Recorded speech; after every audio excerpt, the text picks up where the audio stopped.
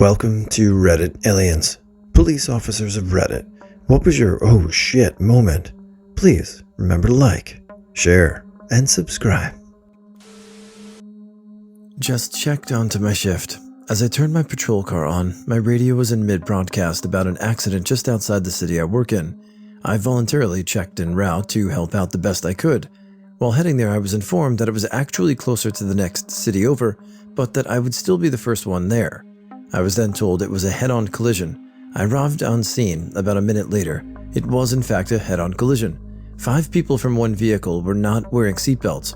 All 5 were fatally injured beyond any measure. There was nothing I could do. A doctor showed up on scene shortly after me. Nothing he could do. I watched 2 adults and 3 children die in front of my eyes. The 6-year-old little girl just stared at me unblinking as she passed. I still get emotional. They were students at our elementary school. I knew them because I routinely go to that school just to see the little kids and give them junior police stickers, take pictures with them, and let them play with my gadgets and police car. I went to the memorial service that the school put on for the girls to pay my respects. Their father was there and didn't know who I was or that I was the first one there or what I saw. He was talking to another father, clearly in between denial and anger phases, about how he wished he knew what officer it was on scene so he could kill him for not doing anything, and why didn't he do anything, and blaming me for their deaths. That was really hard to hear. I wish I was a superhero and could have used magic powers to save those poor children. I'm sorry, little ones. You deserve to live your lives. Kid drowned at a local pool, so I had to tag along with the ambulances for an investigation. I got there first and saw his father holding him crying, and my heart sank. I ran over there and tried to perform CPR to the best of my ability for about 10 minutes before the ambulance arrived. He woke up right as it pulled onto our street. I proceeded to visit him in the hospital, and now he swears he wants to be a police officer. Well, at least this story had a much better ending than the first. If it went the same way, I don't know how much more of this I could have read tonight.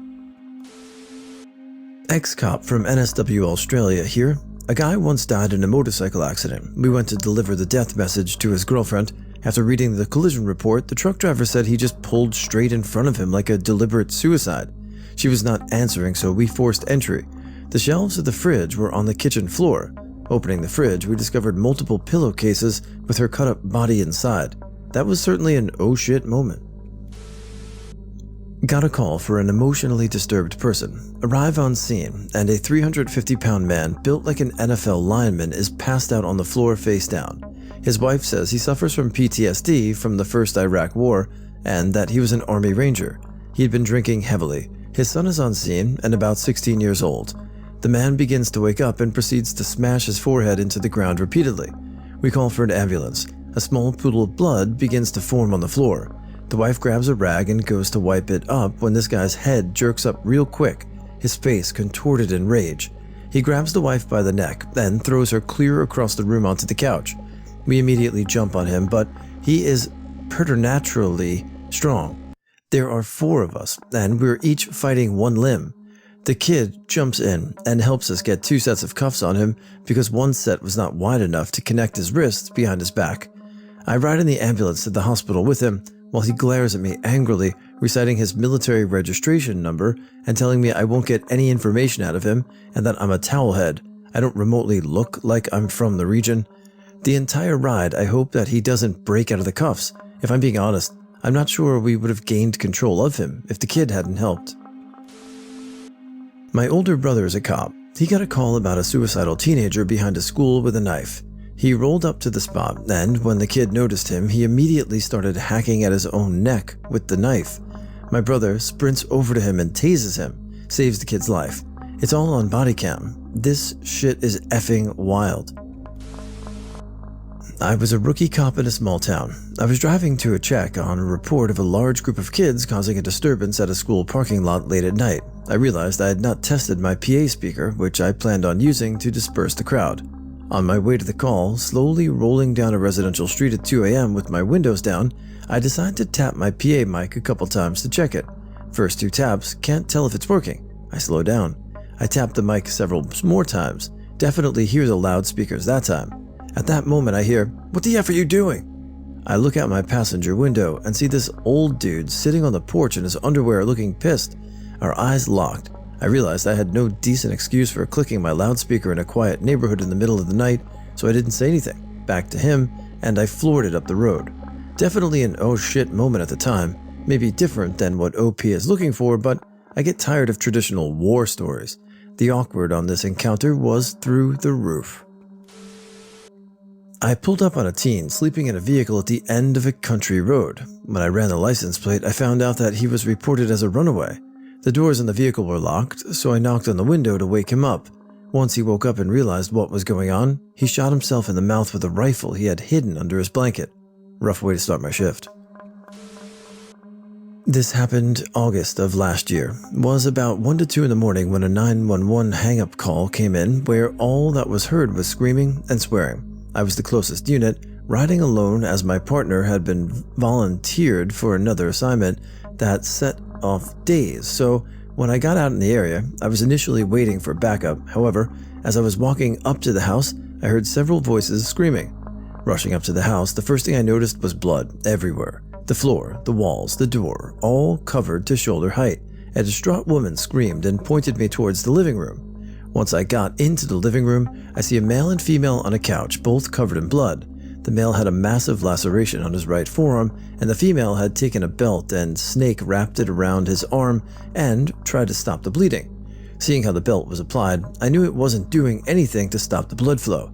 So I pulled out my tourniquet, and as I prepped, it said to the guy, "This is gonna hurt like hell, but it'll stop the bleeding."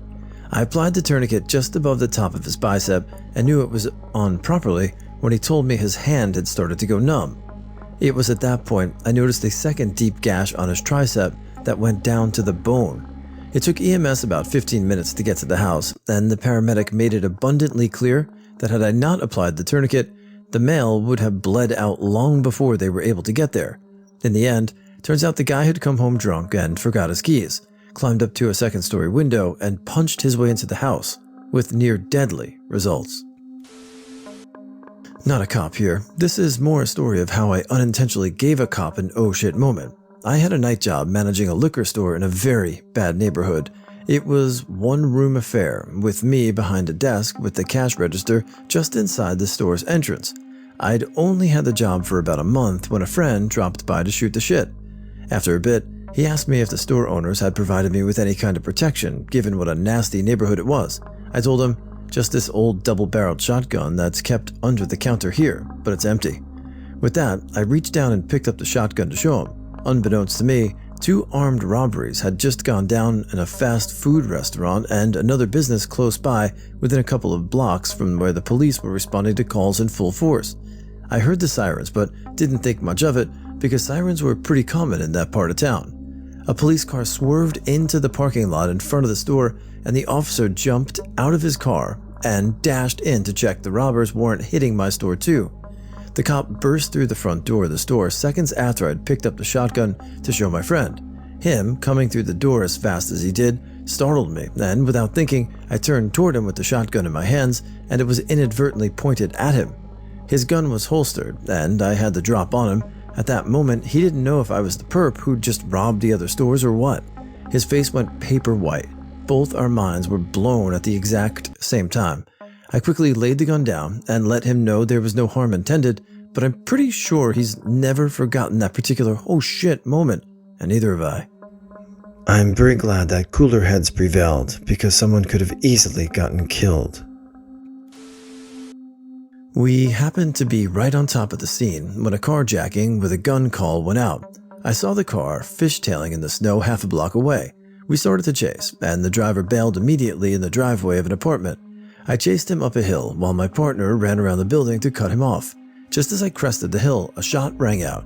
He fired blindly behind him, the old to whom it may concern shot.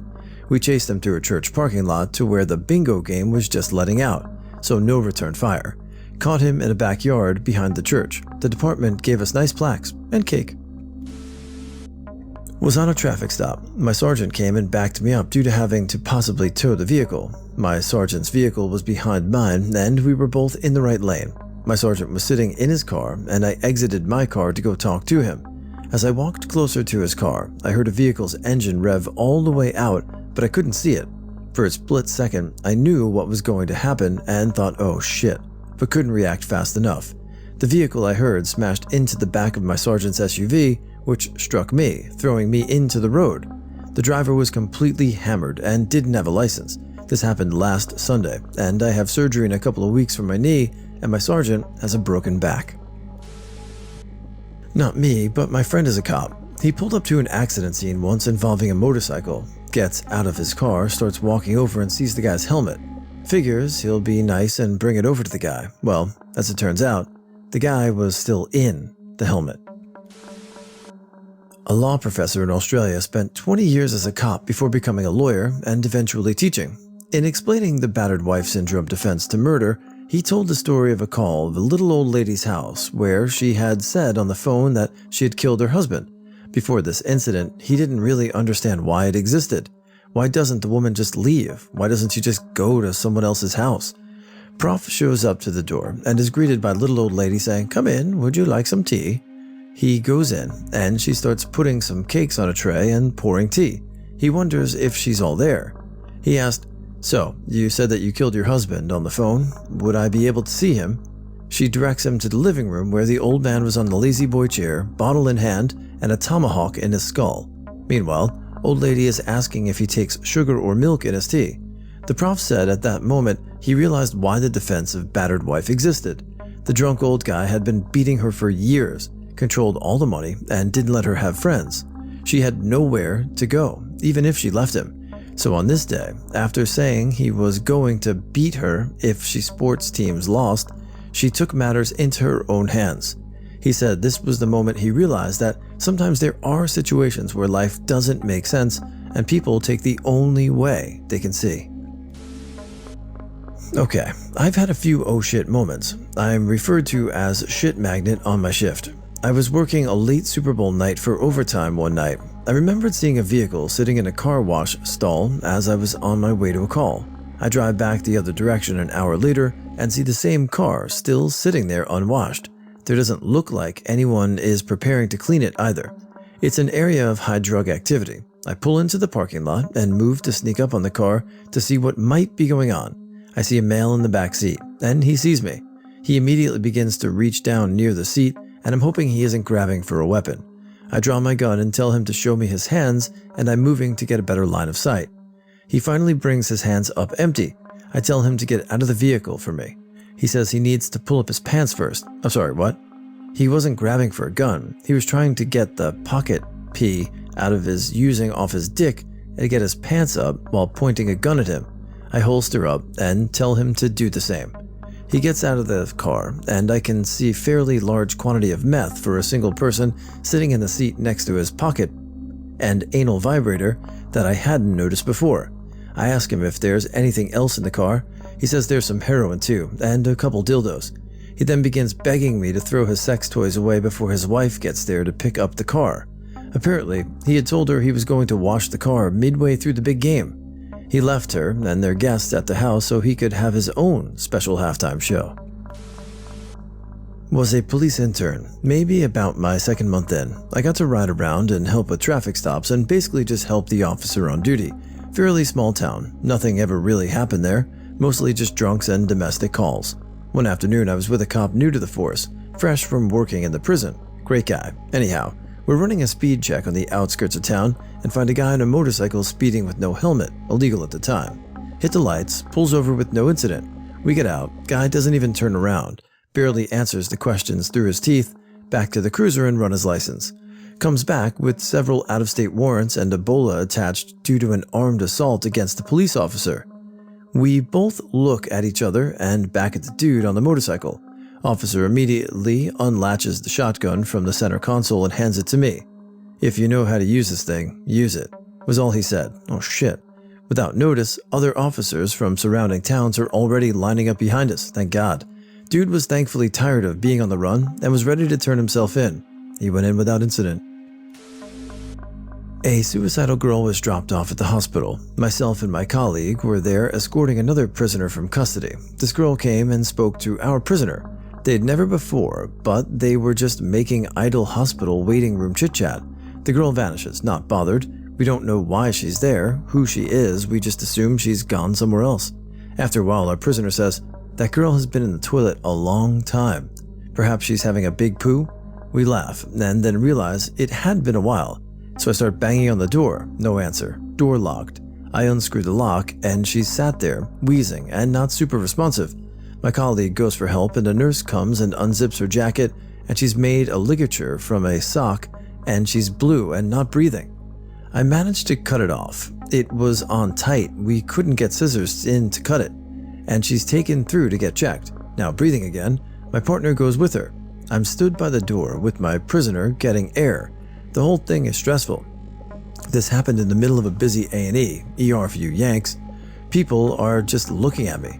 Next thing I know, a healthcare assistant is running out to me because the girl is now becoming violent and my partner needs help.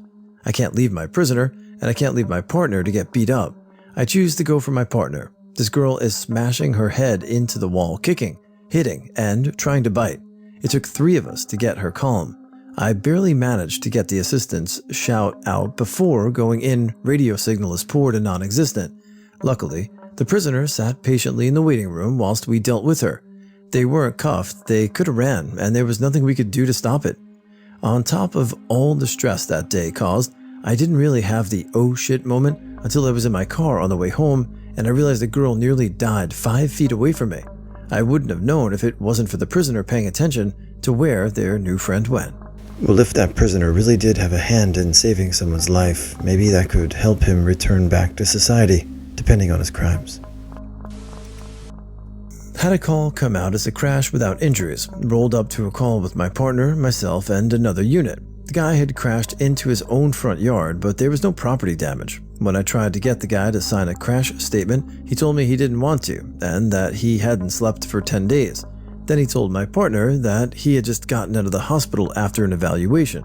It was cold outside, so we let him sit in the back of my buddy's cruiser while he filled out the statement of what happened. He kept making statements like, "Just kill me, man," and "Guys, just blow my head off right here." My partner called the hospital to make sure he didn't escape or something, and the guy wasn't going to receive a citation at all since it was his own property that got damaged. Just a tow to his driveway, which was right there, and that's all. While walking back to the back of the cruiser to let him out, the guy pushed open the door when my partner opened it and yelled, "Let's go, mother effers!"